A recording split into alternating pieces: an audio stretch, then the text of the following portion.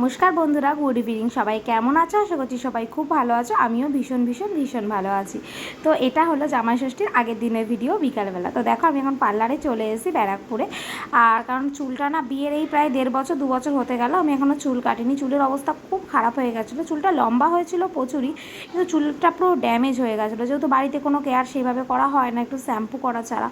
তো এই জন্য ভাবলাম যাই একটু পার্লারে চুলটা স্পা করে আসি আর চুলটা একটু কেটেও আসি। তো দেখো চুলটা কাটতে কাটতে অনেকটাই ছোট হয়ে গেছে, কিন্তু একদিকে আমার চুল কাটাটা খুব ভালো লেগেছে। ফেসটা পুরো চেঞ্জ হয়ে গেছে। প্রায় 2 বছর, 2 বছর কি, আমি বিয়ের পর এই প্রথম পার্লারে এসে চুল কাটলাম আমার লাইফে। এই 25-26 বছরে আমি এই ফার্স্ট পার্লারে এসে চুল কাটলাম। স্পা করেছি এর আগে 1-2 বার, কিন্তু চুল কাটা হয়নি। তো যাই হোক, এসেছিলাম মেন স্পা করতে আর অল্প করে চুলটা কাটবো। তা ওরা বললো যে যদি তুমি চুলটা অল্প করে কাটো, এমনি তোমার চুলটা ড্যামেজ হয়ে গেছে, তো একটু ভালোভাবে কাটতে। তো আমি বললাম ঠিক আছে তুমি কেটে দাও। তো চুলটা অনেকটাই ছোটো হয়ে গেছিলো, আমার কোমর ছাড়িয়ে গেছিলো চুল। তাও ভাবলাম যে এখন যদি আমি কেটে নিই তো পুজো আস্তে আস্তে চুলটা আবার লম্বা হয়ে যাবে। চুলটা খুব সুন্দর করে কেটে দিয়েছিল আর খুব সুন্দর হাতের কাজও ছিল। তো চুলটা কেটেই সোজা আমরা চলে গেছিলাম জামাষষ্ঠীর বাজার করতে। তো সেই বাজারে কোনো ভিডিওই করা হয়নি। জামাষষ্ঠী বাজার করতে মানে আমরা বাজার করিনি, মা পুরো টাকা আমাদের হাতে ধরে দিয়ে দিয়েছিলো। যেহেতু আমার মা তো নার্সিংহোমে কাজ করে, একদমই সময় পায় না। এই জন্য মা আমাদের হাতে সব টাকা ধরে লিস্ট করে দিয়ে দিয়েছিলো যে এই জিনিসগুলো নিয়ে আসবি। তো দেখো আমরা চলে এসেছি ইলিশ মাছ নিতে। আর এটা মানে বাজার ঘুরে ঘুরে দেখছিলাম কোন মাছটা ভালো হয়, কারণ মা বলেছে একদম বেস্ট ইলিশ মাছটা নিয়ে আসতে। তো এটা মানে এখানে সব থেকে মানে ভালো ইলিশ মাছ আছে তাই শুনছিলাম, তো এখানেই নিয়েছি। এটা একটা পদ্মার ইলিশ নিয়েছি, বেশ বড় সাইজ, জানো, প্রায় 2500 টাকা দাম নিয়েছিল। জীবনে এই প্রথম এত বড় মাছ আমরা খাচ্ছি, কখনো খাওয়া হয়নি। ইলিশ মাছ খেয়েছি প্রচুর, কিন্তু এত দামি মাছ আমি কখনো খাইনি। তো যাই হোক, বাড়িতে কালকে অনেক লোকজন আসবে, তো সেই জন্য মাছ নিয়েছিলাম। তো এই যে মাছের চলছে, তো একটা মাছ নিয়েছিলাম। মাংস হবে, তবু মা বললো যে শুধু মাংস দিয়ে মানে করলে তো হবে না। আমার এই মাছ চিংড়ি মাছ করার ইচ্ছা ছিল, কিন্তু চিংড়ি মাছ পাইনি, মানে পেয়েছি কিন্তু সেমন বড় সাইজের নেই বলে চিংড়ি মাছটা নেওয়া হয়নি। তো এই যে ইলিশ মাছটা নিয়েছি দেখো। তো এই ইলিশ মাছটা এখন আমরা কাটাচ্ছি। আর এদিকে আমরা সব বাজারঘাট, মানে অনেক রকম বাজারঘাট, একটা জামাষষ্ঠী বাজারঘাট মানে তো কত শাক সবজি ফল টল মাছ মাংস থেকে শুরু করে সবই আজকে রাতে আমরা কিনে কেটে কুটে গুছিয়ে ওই বাড়ি দিয়ে আসবো, কারণ কাল সকালে আর হবে না। আর আজকে হলো গুড মর্নিং। সবার আগে বলে দিই, এটা হলো জামাষষ্ঠীর দিন সকালবেলা না দুপুরবেলা, এখন প্রায় 1টা থেকে 1:30 বাজে। দেখো একদম আমি রেডি হয়ে গেছি। কালকে রাত্রিবেলা সমস্ত বাজারঘাট করে এনে মাছ মাংস সব ধুয়ে আমি মার বাড়িতে গুছিয়ে দিয়ে এসেছিলাম। বলেছিলাম সকালে আমি আসবো না, আমি একেবারে দুপুরবেলা আসবো, কারণ আমার মাসির মেয়ে আসবে বলেছিল, মাসিরা আসবে। তা মাসির মেয়ে বলেছিল আমি আসলে তারপর তুই যাবি। ও কিছু একটা গিফট রেখেছিল আমার জন্য, যার জন্য আমাকে আগে যাওয়া বারণ ছিল। আর এখানে দেখো আমি কি কি গিফট নিয়েছি তোমাদেরকে একটু দেখাই। এইটা হলো প্রথম হলো শাড়ি, তবে এটা কিন্তু আমি কিনিনি, এটা মা কিনেছে। যেহেতু আমার দিদাও আসছে, তো মা দিদাকে দেয় প্রত্যেক বছরই। আর মার বাড়িতেই জামাই ষষ্ঠীটা হয়। আমাদের তো বিয়ে হয়েছে এই 2 বছর, 2টো জামাই ষষ্ঠী, কিন্তু এর আগেও আমার দিদা করতো দিদার বাড়িতে। তারপর যখন দিদার এখন বয়স হয়েছে পারে না, তো আমার মাই করে, মাসিরা সবাই আসে। তো প্রত্যেকবারের মতো মা আমাকে টাকা দিয়ে দিয়েছিল দিদুর জন্য একটা শাড়ি কেনা। তো আমি এই শাড়িটা নিয়েছিলাম। শাড়িটা যেমন সফট ছিল তেমন ভালো ছিল, আর সবার তো খুব খুব পছন্দ হয়েছিল শাড়িটা। তো এই শাড়িটা মা দিদুর জন্য কিনেছিল, আমি পছন্দ করে কিনে নিয়ে এসেছিলাম। আর একটা গেঞ্জি অমৃতর জন্য কিনেছে। মা বলছিল অমৃতকে কী দেবে। দেখো কিছুদিন আগেই তো আমাদের অ্যানিভার্সারি গেছে, তখন মা একটা ফ্রিজ গিফট করেছে আমাদেরকে। তো আবার এই এখন জামাষষ্ঠী, আমি বলেছিলাম কিচ্ছু দিতে হবে না একদমই।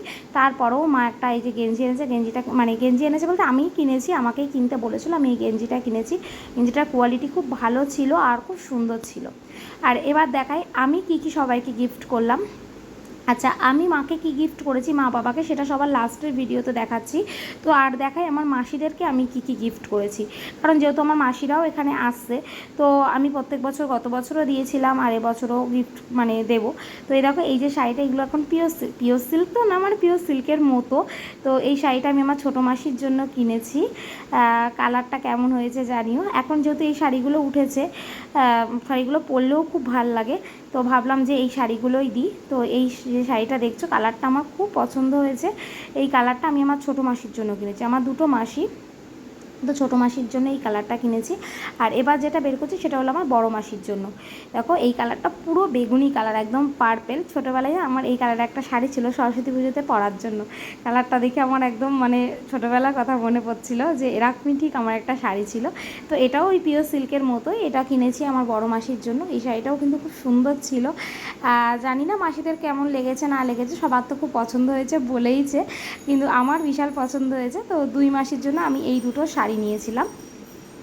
আর তেমন কিছু আমি কেনাকাটি করিনি। মা বাবার জন্য একটা অন্য গিফট ছিল, তবুও বাবার একটা জুতো ছিল না, মানে হাওয়াই চটি বাড়িতে পরার জন্য দেখছিলাম বাবার জুতোটা পাতলা হয়ে গেছে, তো বাবার জন্য আমি এই জুতোটা নিয়েছি। তো জুতো আর কি খুলে দেখালাম না, বাবার জন্য এই জুতোটা নিয়েছি। আর মা বাবার জন্য একটা গিফট আছে যেটা বললাম সেটা দেখাচ্ছি। আর এদিকে দেখো বলতে বলতে এইসব গিফট দেখতে দেখতে, এই যে বললাম না আমার মাসির মেয়ে বলেছিল যে তুই একদম যাবি না, আমরা আসবো, তাই এদিকে 1:30-2 বেজে যাচ্ছে, আমরা যেতে পারছি না। দেখো আমার মাসি কি করেছে, আমার বড় মাসি এই যে ডাইনিং টেবিলটা আমাকে জামাই ষষ্ঠীতে গিফট করেছে। এই জন্য তা সত্যি খুব একটা কাজের কাজ হয়েছে। ডাইনিং টেবিলটা পরে তোমাদের খুব ভালোভাবে আমি দেখাবো। তো সত্যি আমার খুব পছন্দ হয়েছে। আর একটা ডাইনিং টেবিল ঘরে না খুব দরকারও হয়। আমি তো মোটামুটি বিয়েতে সবই পেয়েছি, ডাইনিং টেবিলটারই একটা অভাব ছিল, তো সেই অভাবটাও পূরণ হয়ে গেছে। আর এদিকে তোমার দাদা বলছিল একেবারে বোনরা আসুক তাই রেডি হবো, আমি তো শুধু একটা পাঞ্জাবি পরবো আর কি। তো এদিকে ও আসলে পাঞ্জাবি পরে রেডি হয়। আর এদিকে দেখো আমরা বেরিয়েও পড়েছি। আর আমাদের বাড়ি থেকে মানে আমার শ্বশুর বাড়ি থেকে আমার বাড়ি যেতে পায়ে হেঁটে জাস্ট 2 থেকে 3 মিনিট লাগে। তবুও আজকে জামাই ষষ্ঠী বলে কথা, তো হেঁটেই গেলাম, অন্য সময় তো বাইকে যাই। আর এদিকে বোন এসছে, যেহেতু মাসি এসছে, তো বোন আর মাসির সাথেই যাচ্ছি। আর এই যে দেখো এখন আমাদের বাড়িতে আমরা চলে এসেছি। আর দেখতে পাচ্ছ এখানে সবাই আমার মাসিরা বলছে এই যে এসছে, মানে আমার ছোটো মাসি সকালেই চলে এসেছিলো। আর এই যে টাইগার, গুবু আর বাকিগুলো সব ঘরে আটকানো ছিল, যেহেতু এখন খাওয়া দাওয়া করা হবে আর আমরা আসবো, লোকজন মানে টুকটাক যাদের মানে সবাই আসবে এই জন্য। আর এই আমার ডলু ঘরে আটকে রেখেছিল। তো চলো এখন ঢোকা যাক। আর গেট খুলছে না, বলছে না গেট খুলবো না, এত দেরি করেছিস এইসব বলছিল, এই জন্য গেট খুলছিল না। এদিকে আমার দিদু দেখো চলে এসছে, এটা আমার দিদু কিন্তু একদম ভোরে চলে এসছে সমস্ত কিছু রেডি করবে বলে। তো এই যে এখন আমরা মানে ঢুকছি। বাড়ির পাশে বলে না সবসময় ট্রেনলে, তো সেটাই হয়। দেখো বাড়ির পাশে আমাদের বাড়ি থেকে 2 থেকে 3 মিনিট, আর আমরা এসেছি বেলা 2টোর সময়। আর এই যে হালকা করে একটা সাদা জিনিস দেখতে পেলে কুলার, সেটা আমি পরে দেখাচ্ছি। এই কুলারটাই আমার বাবা মাকে আমি গিফট করেছি, যেহেতু প্রচণ্ড গরম আর এই গরমে খুব কষ্ট হয়, তার জন্য আমি ভাবলাম যে কোনো জামা কাপড় দেবো না। গত বছরও মাকে একটা ফোন গিফট করেছিলাম, মার ফোন ছিল না, যার জন্য মাকে একটা ফোন গিফট করেছিলাম। আর এবছর কুলার গিফট করেছি। আর এইদিকে দেখো আমরা চলে এসেছি। আর বোন মাসি এসেই মানে কাজে বসে পড়েছে, কারণ ও দাদার জন্য জামাইবাবুর জন্য থালা গুছাচ্ছে, ও গুছিয়ে গাছিয়ে দেবে। শুধু জামাইবাবুর না, আমি তো ভেবেছি শুধু জামাইবাবুর জন্য গুছাচ্ছে, আমার জন্যও কিন্তু ও সমস্ত কিছু গোছগাছ করেছিল। কিন্তু আমি বলেছিলাম আমি সবার লাস্টে বসবো একসাথে। তো যাই হোক, যেটা বলছিলাম এই যে মা বাবাকে আমি কুলার দিয়েছি, কারণ প্রচণ্ড গরম, মার খুব কষ্ট হয় ঘুমাতে। মা যেহেতু নাইট ডিউটি করে আসে আর দুপুরে ঘুমায়, তো মা একদম ঘুমাতে পারে না। এই জন্য আমি ভাবলাম যে অন্য কিছু না দিয়ে তো মাকে একটা কুলার গিফট করি, এই জন্য মাকে কুলারটা দিয়েছিলাম। ভিডিও শেষে তোমাদের ভালোভাবে দেখিয়ে দেবো। কুলারটা এসেছিলো যখন, আমি তখন ভিডিও করে রেখেছিলাম। আর ভাইয়ের জন্য কিছু কিনিনি, কারণ কিছুদিন আগেই মানে জাস্ট 10-12 দিন আগেই ভাইয়ের বার্থডে গেছে, তখন ভাইয়ের জন্য একটা ব্রেসলেট কিনেছিলাম। তো সেটাও আমার ভিডিও করে রাখা আছে, তো ভিডিও শেষে তোমাদেরকে দেখাবো। আর এদিকে দেখো বোন কত সুন্দরভাবে সমস্ত কিছু ডেকোরেশন করেছিল, ভাত, 5 রকমের ভাজা, টমেটো ধনেপাতা দিয়ে ডাল, আর ইলিশ মাছ, খাসির মাংস, চাটনি, 5 রকমের মিষ্টি, আইসক্রিম, দই, নানান আইটেম ছিল। তোমার দাদা তো জাস্ট অবাক, বলছে এত কিছু করার কি দরকার ছিল। আর মার একটা মাত্র জামাই বলে কথা, মা কি সমস্ত কিছু গোছগাছ না করে দিয়ে পারে বলো? মার সামর্থ্য মতো মা করেছে। তো বেলা অনেকটাই হয়ে গেছিলো, তো এই জন্য প্রায় 3টে 3:30 বেজে গেছিলো। তো সবাই খেতে বসে গেছিলাম আমরা। আর এখানে দেখো কেয়া, পুকু আর রূপা দেখতে পেলে ওরা খাচ্ছিল, কারণ ওরা মানে ওদেরকেও নেমন্তন্ন ছিল, ওদের 2 বোন। আর রূপা হলো অমৃতর মানে তোমাদের দাদার কাকার মেয়ে, এদের 3 জনের মা নেমন্তন্ন করেছিল, তো ওরাও খাচ্ছিল। আর তারপরে মাসিদের খেতে দিয়েছিলাম। আর সবার লাস্টে বসেছিলাম আমি আর বোন। আমরা এটাই করি যে সবাইকে একেবারে খাইয়ে দায়ে গুছিয়ে দিয়ে তারপর লাস্টে। তো আমার বড় মাসি এখনও খাচ্ছে, আর ছোটো মাসি, দিদু, মা এদের খাওয়া হয়ে গেছে। তো এখন আমরা 2 বোন খাওয়া দাওয়া করব, আর খাওয়া দাওয়া করেই আমরা চলে যাব সোজা ঘুরতে। তো চলো কথা বলতে বলতে খাওয়া দাওয়া করে নিই। আর আমার বোন কত সুন্দর করে সাজিয়ে গুছিয়ে দিয়েছিল, তা আমিও ওকে বেশ মানে ছোটোখাটোর মধ্যে সাজিয়ে গুছিয়ে দিয়েছিলাম। তারপর আমরা বিকালবেলা দেখো বেরিয়ে পড়েছিলাম ঘোরার উদ্দেশ্যে, আমি, ভাই, বোন আর তোমাদের দাদা। ওখানে কিছুটা দূরে একটা বত্তির বিল আছে, ওখানেই গেছিলাম। এত সুন্দর হাওয়া দিচ্ছিল আর এত সুন্দর একটা মুহূর্ত, বিকালবেলাটা খুব সুন্দর কেটেছিল। পুরো বিকালটা আমরা, বিকাল বলতে আমরা যেতে যেতে 5টা 5:30 বেজে গেছিলো। তো পুরো বিকালটা আমরা ওখানে কাটিয়ে তারপর দেখো সন্ধ্যাবেলা চলে এসেছি। আর এসে দেখি অলরেডি শুরু হয়ে গেছে, মানে আসার পরে শুরু হয়ে গেছে রাতের জন্য লুচি করা। যেহেতু মাংসের তরকারি সবই তো ছিল, তো মা বললো যে গরম গরম লুচি বেলি। আমি যেহেতু অবশ্য লুচি অতটা পছন্দ করি না, কিন্তু বাকিরা যেহেতু সবাই খাবে, তো এই জন্য লুচি করা হচ্ছিল।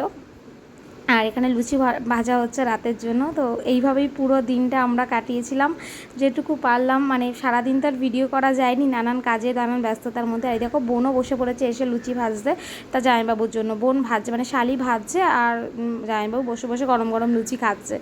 তো খুব সুন্দর করে সবার সাথে সারাটা দিন কাটিয়েছিলাম, ভীষণ আনন্দ হয়েছিল, খুব মজা হয়েছিল, সারা দিনটা খুব সুন্দর করে কেটেছিল। আর তোমাদের সঙ্গেও শেয়ার করলাম, কেমন লাগলো জানিও।